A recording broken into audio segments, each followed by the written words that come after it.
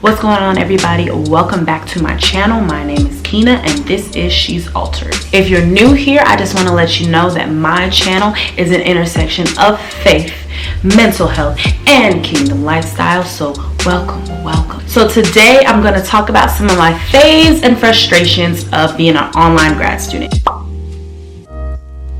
So some of my favorite things about being an online grad student is that I have the ability to go to class whenever and wherever I want. So if I want to be laid poolside on Wi-Fi doing my homework, I can do that. If I want to be in another country somewhere on vacation, as long as I know the proper time zones, I can do that.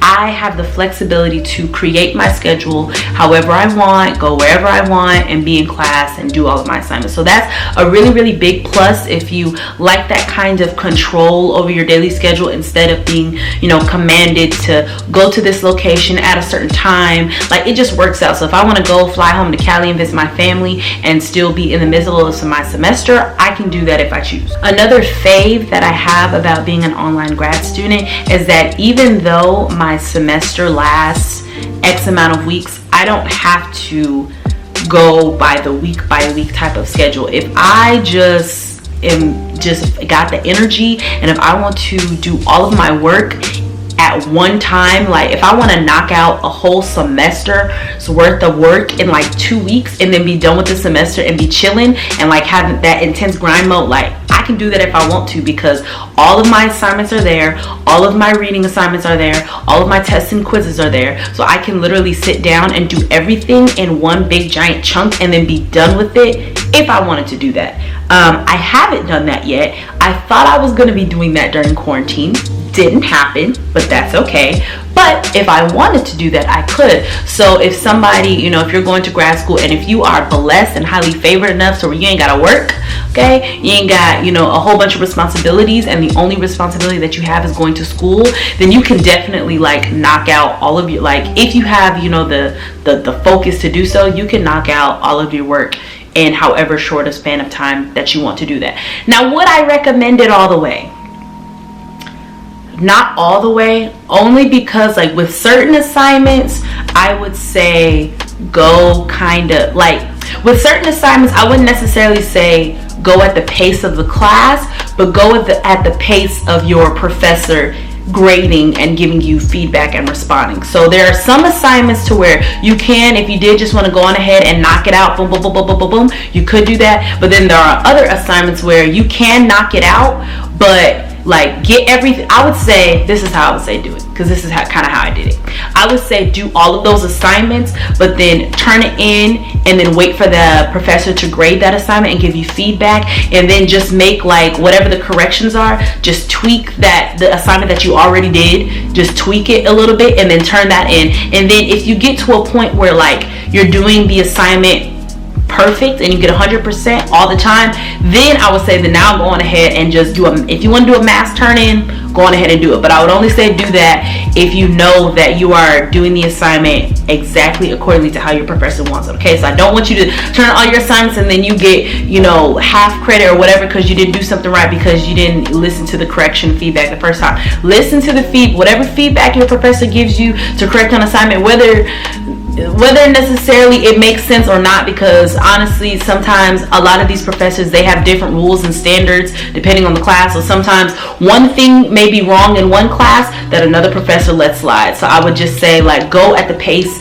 of the professor giving you feedback and grading. But to be honest, if you want to sit and do all your work at one time and get the hard part over with, you can do that. And then the other thing that is one of my favorite aspects about being an online grad student is that I can use my book, my notes, and things like that to do my tests and quizzes. Now I will say, I'm gonna just pause on that note, that is not true across the board. Some classes, they have it's like this thing is called lockdown browser, to where you have to have a working webcam, and so you're taking your test and your quiz on that, and they're like watching you do it, so that way, and they're monitoring like your browser, so that way you can't cheat or anything like that. So some classes actually do require that. So far in my journey, I have not had to utilize that, but I think having notes and your book is kind of helpful. Sometimes I would challenge myself and not use it just to make sure that I know the material, but like I would go through and answer all of the stuff that I know, and then I would go back the stuff that I'm kind of hard, like I don't really understand, then I would go back and look into my book. And even sometimes using my notes and using my book, I would still get questions wrong, but then I would instantly, you know, get my results back and get the questions that I got wrong, and I would be able to go over and see, why did I get this answer wrong, why, you know, did I get this answer right? And so it just kind of helped in my full understanding of the material. Now on to some of the more frustrating aspects of being an online grad student. So one of the main frustrating things about being an online grad student is, honestly, to be honest, I really don't feel like I'm being supported. And I don't know if this is necessarily an HBU thing or if this is just an online grad school thing all across the board, but I really kind of feel like I'm out here on my own. Like, I always have to be the one seeking and, you know, trying to call my online advisors. Like, I'm always have to be the one to do the work. And it's like one of those things that, okay, I know that it's grad school, so of course there is, you know, I'm an adult, you know, this is grad school, so I'm gonna have to go out here and get it how I need to get it. But then at the same time, I feel like, at least HBU, like I said, I don't know how it is at other schools. If you are an online grad student and you actually do feel supported, like, please let me know which schools out here are actually, you know, supporting their online students and they're not just kind of leaving them out there to figure out things for themselves. But that's one of my biggest frustrations. I really don't feel like I am supported. Like, I don't feel like nobody checks up on me, sees how, you know, I'm doing, like keeps me updated, like, you know, like as far as my online advisors, like, okay, like, you know, you're at this point, you know, in your program, like it's time to start considering this, or, you know, how about this, how about that. Like, I feel like it would be an overall much better experience if I actually felt supported, but I really feel like I'm doing this on my own, because like when it comes to grad school, it's like I already feel like I'm teaching myself the material, and so it's just a lot of responsibility and some help and assistance, like a whole, like I think there are, you know, departments dedicated to online school, but just to be kind of more hands-on and involved, that's what I would personally like. Now, you may be a person where you are completely autonomous and you can do everything for yourself. You have absolutely amazing self-discipline and all that stuff. If you're that person, I'm jealous of you. I need some of that anointing. Give it to me, because I'm not one of the people. Another frustrating thing is that when I have to get in contact with my professors, sometimes they don't respond all the way, and it's not necessarily due to any fault of their own, but it's just because we're communicating via email, or if I have to call them, like I'd have to know, you know, of course their office hours and things like that. And for me, like contacting through email, that doesn't work, because when I have a question or something going on that I need swift responses, like I would much rather go into your office or talk to you after class or talk to you before class or something like that. And I just don't have that availability, that option to do as being an online grad student. So sometimes I'll have to, you know, send an email to my professors, and you know, some professors, they do get back to you, you know, in a swift time frame, but still the fact that I even have to wait like for that, to me that's just frustrating, because sometimes, like, okay, I need help like right now. I don't want to wait, you know, 2-3 business days, because if it's over the weekend, like probably not going to get a response. Or like if the professors are going out of town or they're doing something, they let you know that they're going to be stepping away from the computer for a couple of days, and it's one of those things, like, because it's online, like you have that, you know, flexibility again in your schedule, but then that doesn't always work, you know, for the students. So that is something really, really frustrating. Another thing that's really frustrating that I talked about in my last video about on being my life as an online grad student, and the one that I did before that, is that I really don't know my classmates. Like, I don't really have any connection with them. I don't know them. Like, when it comes time to graduate, honestly, I really don't even want to walk at my graduation, because it's like, I don't know nobody. Like, I don't know nobody. Like, I literally don't know anybody.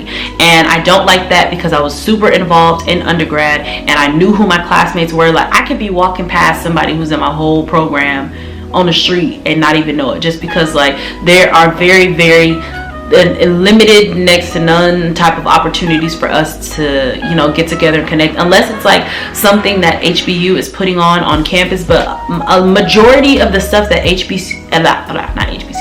majority of the stuff that HBU does for the students is mainly geared towards the undergrad students, not so much as the grad students, and for sure not towards the online grad students. But one of my favorite things that I have done in my program so far is like some of my classes require an on-campus intensive, so I'd have to take off from work and I'd have to be on campus, you know, going to class for like a week straight, because we'd be doing some kind of assignment or some type of like role play type of thing to practice these different counseling techniques and stuff that we'd be doing. But those are some of my favorite moments, because I actually get to see the faces behind the names. Like we actually get to talk and come together and, you know, put to use the things that we've been learning, and like I get to hear, you know, their perspective on things. Because to, like, let's be real, let's be honest, when we're doing these discussion board posts and questions, we are not responding in a true authentic way as if we would be responding to somebody in person. We are just trying to hit that word count limit, make sure we have our 2 sources cited correctly. We're just trying to do the assignment and get it done and all of that. So like that's the part about online grad school that I don't like, because it's all superficial. Like it's not real. Like the way that we engage with each other, you know, using all this, you know, educational professional jargon and things like that, like it's not real, it's not authentic. Like this is not how we would talk to each other in class. Like we would be way more real, you know, about different things that we talk about. So I don't like that element of it, but it is what it is. And then the other thing that is really frustrating about going to school online, and again, this may be my personal experience, but it could also be happening across the board, is the technical issues that come with, you know, Blackboard and all of the other programs that they use. Because so it's not the professors that are creating the course for it. They have course developers who put everything in the modules, they organize and all of that. And sometimes these course developers, they make mistakes. Like there's been times when I had to do like a video response assignment, but the questions in the video response and the video, like they put the wrong videos in the wrong folders. And so my class, like we would all be responding to like the wrong videos, and we'd be like, okay, this video is not here, like there's some technical difficulties. And then when we would try to reach out to the professor, they'd be like, oh yes, the course developers, then they got to send emails to them and get back to them. And it's like we just kind of have to roll with it, and we know that it's wrong, but we kind of just like gotta go with it anyway. And only sometimes, and depending on the professor, will they actually make accommodations around whatever mistakes that the course developer has made. But sometimes they don't. Like there was one instance to where there was a video, like whatever video we were supposed to be writing a response on, it wasn't there, and like the whole class kept on emailing this professor like, hey, there's a mistake, like it needs to be fixed. And in the beginning, like the professor like kept telling us like, no, it's on y'all, like I see it there on my side, and like kept putting the blame like on us. And it's like, no, like, okay, I don't know what the professor side sees, but on the student side there are some errors in this. And sometimes they would, you know, correct it, and sometimes they wouldn't. And then even when it comes to like taking a test, it's like I don't all the way trust the grading system of, you know, of when I do my tests online, because there's been many instances to where and sometimes professors have corrected it, and it's like, and it's really on you to catch it, which is why like one of my favorites is that I get to use my notes in my book to, you know, cross-reference my answers. But there have been times when the answer that I put is correct according to the book, but however it is, the course developers put it in the system and created this test. Like the grader is, the online grader, the little system is reading my answer as wrong because they have a different answer selected, and it's not the correct answer according to the book. So sometimes sometimes I would be getting questions wrong that are right according to the book but are wrong according to the online test. And so that would be frustrating, because then it's like you got to kind of be the one to catch that. And it's like, and it requires extra work, because then you have to, like, anything that you get wrong, you have to go back and verify, okay, is this wrong because I chose the wrong answer and it's not matching up with the book, or is this wrong because of a technical error and I need the professor to go back and fix it? There's been plenty of times where I've caught the technical errors and been like, actually, like, the test, you know, said that I got it wrong, but according to page so and so in the book, like, this is the answer, and like they've gone and corrected, and they let, you know, they gave people credit. But if we as the student don't catch the mistake of the course developer, then it shows negatively on our side. So that is one of the big frustrations that I do not like, because of the technical errors, versus if I was taking a test in person and like the teacher or the TA or something is grading that according to their answer key and according to what's in the book, it wouldn't be this many problems.